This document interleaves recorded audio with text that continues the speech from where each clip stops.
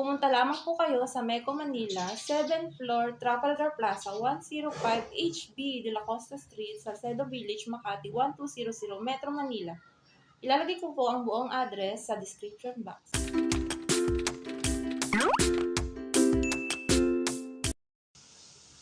Ito po ay sa asawa ko, guys. Since hindi naman po siya nagbablog, kaya ako na lang po ang mag-share sa inyo kung paano kumuha ng Taiwan Police Clearance kapag nandito na po kayo sa Pinas. Nag-walk-in lang po siya papuntang Meco, Manila. Hindi na din po siya gumawa ng appointment. Ang mga kailangan, guys, sa pagkuha ng Taiwan Police Clearance ay 3 copies ng inyong pong passport, 3 copies ng ARC, at 2 copies ng application form.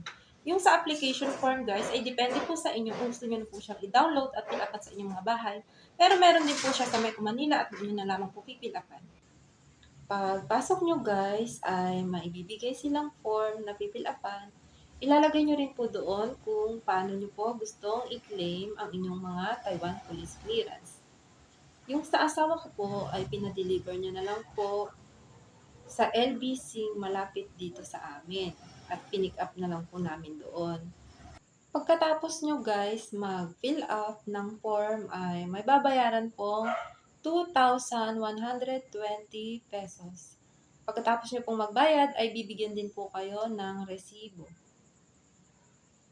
Depende, guys, dahil iba-iba po. Pero yung sa asawa ko po ay nag-process po siya ng kanyang Taiwan Police Clearance December 21, 2023 at January 18, 2024 ay nag-text na po sa kanya ang LBC na pwede na pong kunin ang kanyang Taiwan Police Clearance within 3 days.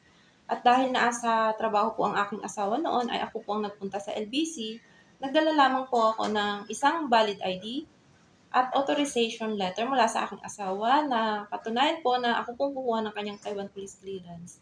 So, yun lamang po. Sana po ay nakatulong po ako sa inyo. Thanks for watching!